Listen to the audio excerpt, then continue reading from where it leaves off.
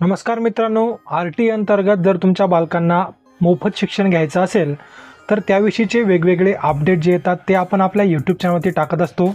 तर मित्रांनो, आजसुद्धा एक नवीन अपडेट आलं आहे, त्याविषयीची संपूर्ण माहिती आज आपण देणार आहोत. जर तुमच्या बालकांना तुम्हाला 25% जागांवरील प्रवेश प्रक्रियेमध्ये तुम्हाला भाग घ्यायचा असेल तर तुमच्यासाठी हा व्हिडिओ अगदी महत्त्वाचा असू शकतो. त्याच्यामुळे मित्रांनो, व्हिडिओ शेवटपर्यंत नक्की बघायचा आहे. आणि जर का तुम्ही आपल्या यूट्यूब चॅनलवरती नवीन असाल तर कृपया चॅनलला सबस्क्राईब करा आणि सबस्क्राईब करून बेल नोटिफिकेशनला प्रेस करा. त्याच्यामुळे तुम्हाला येणाऱ्या महत्त्वपूर्ण व्हिडिओचे अपडेट तुमच्या मोबाईलवरती येऊन जातील. तर चला तर मित्रांनो, व्हिडिओला आता सुरुवात करूयात. आणि आर.टी अंतर्गत जर का तुम्हाला प्रवेश घ्यायचा असेल तर त्यासाठी नवीन नियम कोणते आले आहेत ते नवीन नियम आपण आता जाणून घेऊयात. तर जे तुम्ही बघू शकता मित्रांनो, बालकांचा मोफत व सक्तीच्या शिक्षणाचा हक्क अधिनियम 2009 नुसार बालकांचा शाळांमधील प्रवेशाच्या राखीव 25% जागांवरील प्रवेश प्रक्रिया राबविण्याबाबतचा हा शासन निर्णय आहे. तर महाराष्ट्र शासनाचा शालेय शिक्षण व क्रीडा विभागाचा दिनांक 12 फेब्रुवारी 2026 रोजीचा हा GR आहे.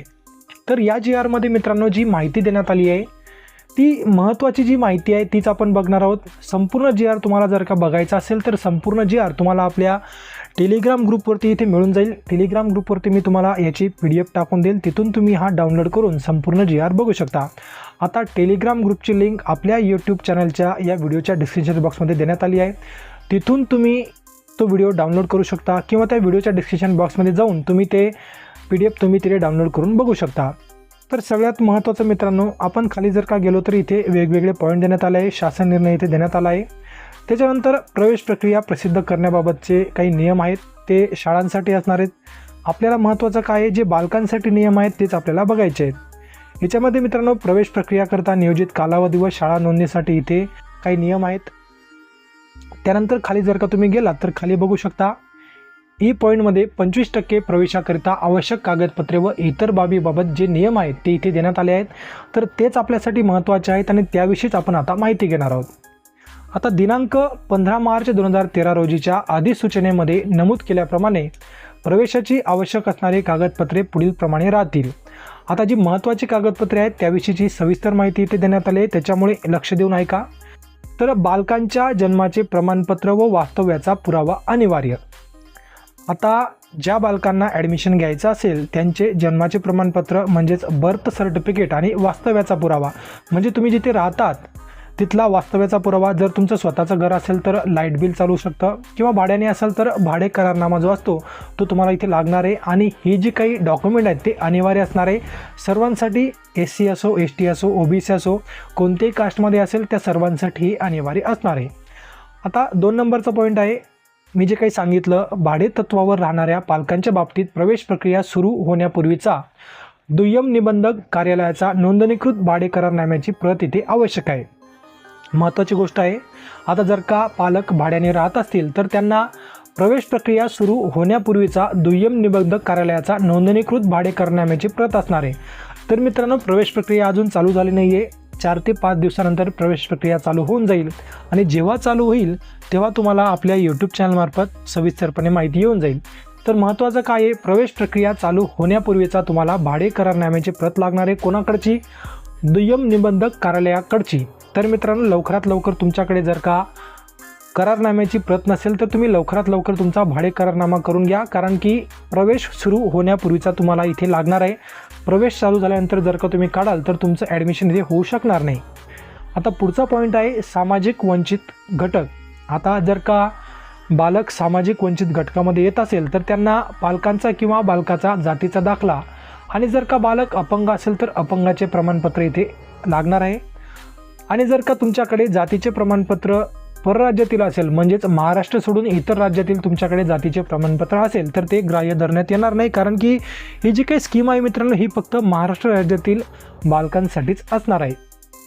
त्यानंतर जर का पालक आर्थिक दुर्बल घटकामध्ये येत असणार तर विद्यार्थ्यांच्या पालकांचा उत्पन्नाचा दाखला लागणार आहे.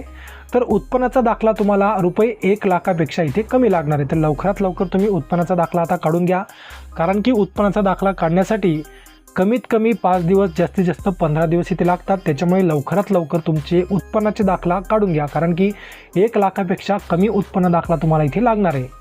आता महत्त्वाची गोष्ट, जर तुम्ही नाशिक जिल्ह्यामध्ये असणार जर तुम्हाला उत्पन्नाचा दाखला काढायचा असेल तर तुम्ही खाली दिलेल्या नंबरवरती कॉन्टॅक्ट करू शकता. लवकरात लवकर तुमचा उत्पन्नाचा दाखला इथे मिळून जाईल. तर पुढचा पॉईंट मित्रांनो, बालकांच्या शाळांमधील राखीव 25% जागांकरिता ऑनलाईन प्रवेश प्रक्रियेअंतर्गत घटस्फोटित महिला, विधवा महिला यांची बालके आणि अनाथ बालके व दिव्यांग बालके यांच्या बाबतीत पुढील कागदपत्रे आवश्यक राहतील. आता पुढचे कागदपत्रे मित्रांनो, आता जर का बालकांचे जे काही पालक आहेत, बालकाची आई जर का घटस्फोटित महिला असेल तर त्यांच्यासाठी आता न्यायालयाचा निर्णय, घटस्फोटित महिलेचा किंवा बालकाच्या आईचा रहिवासी पुरावा, बालक जर का वंचित घटकातील असेल तर त्यासाठी त्यांना बालकाचे किंवा त्याच्या आईवडिलांचे जातीचे प्रमाणपत्र व बालक जर का आर्थिक दुर्बल घटकातील असेल तर बालकाच्या आईचा उत्पन्नाचा दाखला तुम्हाला लागणार आहे. नेहमीप्रमाणे उत्पन्नाचा दाखला 1 लाखापेक्षा कमी उत्पन्नाचा लागणार आहे. त्याच्यानंतर न्यायप्रविष्ट असलेल्या घटस्फोटात प्रकरणातील महिलांसाठी प्रकरण न्यायप्रविष्ट असल्याचा पुरावा, घटस्फोट प्रकरण न्यायप्रविष्ट असलेल्या महिलेच्या बालकाचा आईचा रहिवासी पुरावा, बालक वंचित गटातील असल्यास बालकाचे किंवा त्याच्या वडिलांचे जातीचे प्रमाणपत्र आणि आर्थिक दुर्बल घटकातील जर का असेल तर बालकाच्या आईचा उत्पन्नाचा दाखला इथे तुम्हाला लागणार आहे. आता जर का विधवा महिला असेल तर विधवा महिलेसाठी पतीचे मृत्यू प्रमाणपत्र, विधवा महिलेचा किंवा बालकाच्या आईचा रहिवासी पुरावा, बालक वंचित गटातील असल्यास बालकांचे किंवा त्याच्या वडिलांचे जातीचे प्रमाणपत्र व बालक जर का आर्थिक दुर्बल गटातील असल्यास बालकाच्या आईचा उत्पन्नाचा दाखला.